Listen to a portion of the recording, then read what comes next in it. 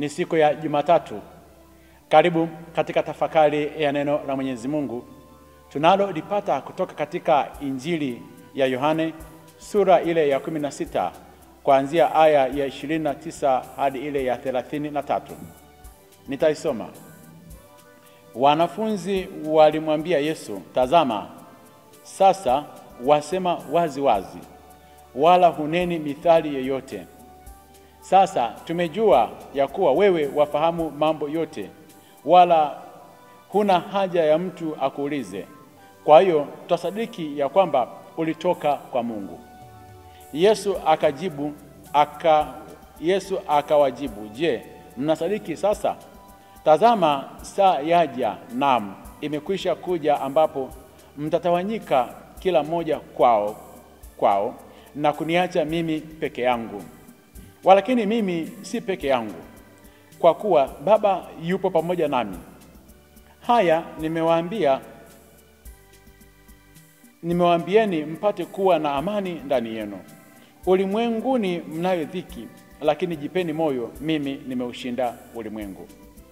Neno la Bwana. Sifa kwako, e Kristo.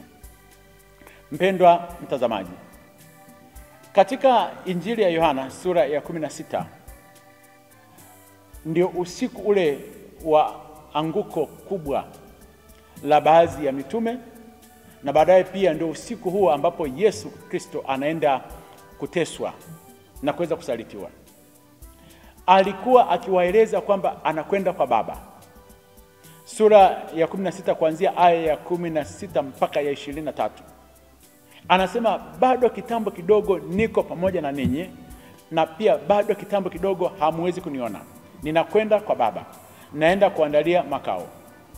Mitume hawa ambao kwa muda wa miaka 3 walikuwa wamewekeza kwa Yesu kwamba Yesu Kristo atakapofika Yerusalemu, maana yake yeye anapoenda kuchukua ule ufalme wao watakuja kuwa ni mawaziri. Hilo jambo halikuweza kuingia ndani ya akili zao. Wakawa wanajiuliza maswali mengi. Ni maneno gani haya unayozungumza? Yesu hakutaka kuweza kuingia katika akili zao ambazo zilikuwa zimegubikwa na mawazo ya kidunia. Akasimamia msimamo katika lile kusudi la Mwenyezi Mungu.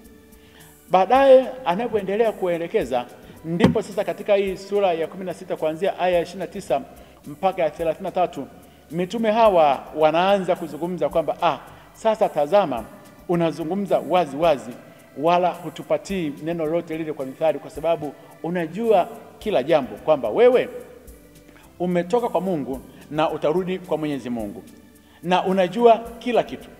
Wakasema, twasadiki kwamba ulitoka kwa Mwenyezi Mungu. Angalia, kumbe miaka yote 3 hawakuwa wamesadiki kwamba Yesu ametoka kwa Mwenyezi Mungu. Wanakuja kusadiki mwishoni kabisa kwamba Yesu ametoka kwa Mwenyezi Mungu. Wanapotamka maneno haya, ndipo Yesu anazungumza, anasema, "Je, mnasadiki sasa?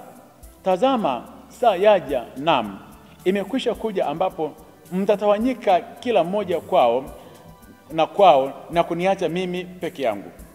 Wataalamu wa mambo ya kiroho wanasema kwamba Yesu Kristo alijua udhaifu wa mitume wake. Alijua imani yao kwamba siku moja wangemwacha. Alijua udhaifu wa watu wake, alijua kushindwa kwao. Ingawa alijua hayo yote kwamba watakuja kumwacha na madhaifu yao, aliwapenda upeo. Na hiyo ndio sifa ya Yesu ya kipekee sana. Mpendwa mtazamaji, naomba uishikilie. Anajua madhaifu yetu kwamba tunamwacha mara kwa mara. Anajua mapungufu yetu kwamba hatusimami imara katika neno lake. Anajua kwamba leo hii tunamkiri, lakini kesho tumeanguka, lakini bado alitupenda, bado anatupenda, anakuja kwetu. Angalia maneno haya ambayo anayazungumza. Anasema kwamba, "Lakini ninyi mtaniacha, lakini mimi si peke yangu." Kwa katika safari ya maisha ya kiroho, kuna kipindi utaachwa na wale ambao walikuwa wamekuzunguka sana wakati wa mafanikio. Kuna watu wanakuja kwako nyakati za mafanikio. Unadhani kama wanakupenda. Wanakuja kwa sababu wamekula mikate wakashiba. Wanakuja kwa sababu umewasaidia katika matatizo yao. Na hawa mitume walikuja kwa Yesu nyakati zile za mafanikio kwa sababu aliweza kuwalipia kodi. Aliweza kuponya wagonjwa wao. aliweza kuwalisha chakula, aliweza kuwapatia maisha.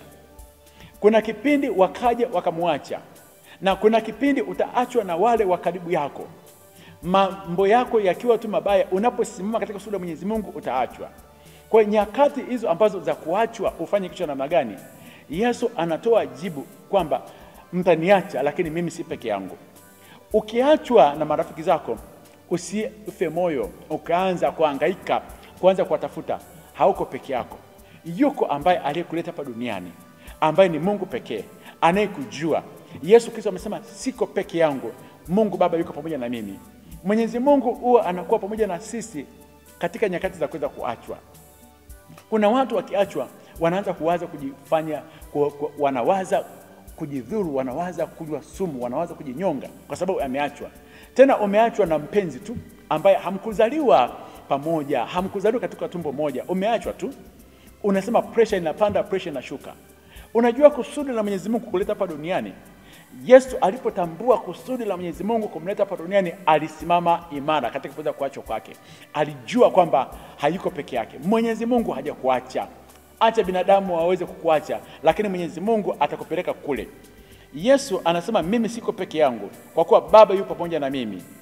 Na ili neno ndio likapata nguvu sana kwake. Baadaye katika hali hii Yesu anaonyesha sifa nyingine ya kuweza kuwa ni mtu wa msamaha. Amejua udhaifu wa watu wake, anajua mapungufu yao, anajua kwamba amemwacha, lakini alitoa msamaha. Na wewe mwenyewe katika siku ya leo uweze kuwa mtu wa msamaha. Tambua kabisa kama udhaifu wa wale watu wako wanaokuzunguka, kwamba si watu imara, ni dhaifu sana. Uweze kuwa na ule uwezo wa kuweza kuwasamehe. Na baadaye pia simama kwa kuwapatia neno. Angalia Yesu anavyozungumza, anasema nimewaambia haya mpate kuwa na amani ndani yangu. Anawapatia amani. Anawaambia ulimwenguni mnao dhiki, lakini jipeni moyo, mimi nimeushinda ulimwengu. Angalia sasa anageuka kuweza kuwa mponyaji kwao. Kwamba duniani dhiki zipo za kila aina, za kuachwa, za kufanya mambo mabaya, zipo. Lakini katika kitu kimoja ambacho hupaswi kuweza kukifanya kiingie ndani ya moyo wako, usije ukaruhusu dhiki hiyo ingie ndani ya nafsi yako. Jipe moyo. Hajasema kwamba waite watu, jamani njoni mnipe moyo kwa sababu mwenzenu nipo katika dhiki. Amesema jipe moyo wewe mwenyewe.